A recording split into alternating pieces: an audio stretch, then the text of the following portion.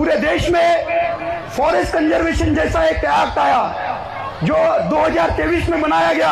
हमारे पेशा कायदा में आने वाले जितने भी स्वायत्त अधिकार है, पेशा panchayat extension in schedule area 1996, पेशा का एक उद्देश्य था कि पेशा कायदा के अंतर्गत आदिवासियों को स्वायत्त व्यवस्था का व्यवस्थापन मिले, वो लोग अपने क्षेत्र में होने वाले गतिविधियों के बारे में बात करें और वहां पर तुम्हारी केंद्र सरकार हो या राज्य सरकार कोई भी हस्तक्षेप नहीं करेंगी बगैर तुम्हारे एनओसी के।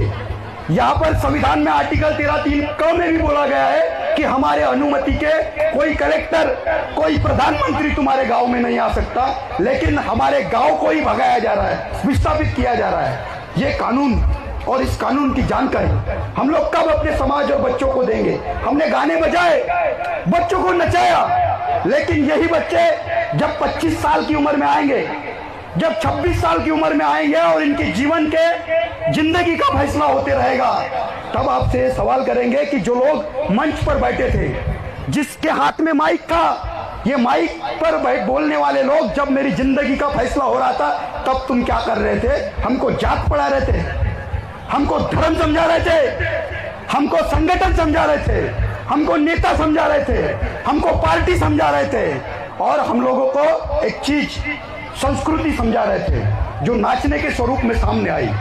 हमारी संस्कृति को कौन परिभाषित कर पाया आज तक? संस्कृति का मतलब क्या होता है? नाचना, बोलना। संस्कृति को परिभाषित करो। मैं आप लोगों को आह्वान करता हूं कि हम लोग संस्कृति को परिभाषित करने की तैयारी रखते पूरे पब्लिक पार्लियामेंट में। नॉट ओनली छत्तीसगढ़, देश में जितने भी 17 आदिवासियों का स्टेट्स है, वो पूरा का पूरा आधा भारत और उनकी पूरी पब्लिक पार्लियामेंट लगाया जाए और आप लोग संस्कृति और आदिवासियों को डिफाइन करके बताओ। कोई नहीं कर पाया। आदिवासी इतना गहरा शब्द है।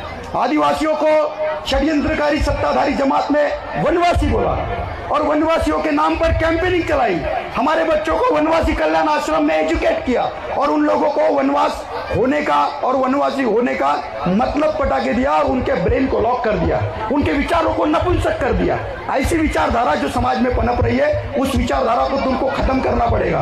और जिनकी हम पूजा करते हैं, जिनके विचारों को हम मानते हैं, आदरणीय हमारे हीरा सिंह दादा मरकाम, महामानव कंट्याबिल, महामानव बिरसा मुंडा, रेंगा कोरकू, तिलका मांझी, राघोजी भांगरे, ख्वाजा नाइक, सिद्धू कानू, चांद भैरव, फूलो जनो और तमाम हमारे क्रांतिकारी जिन्होंने इस देश की जल जंगल जमीन के लिए अपनी आहुति दी है, ऐसे समाज को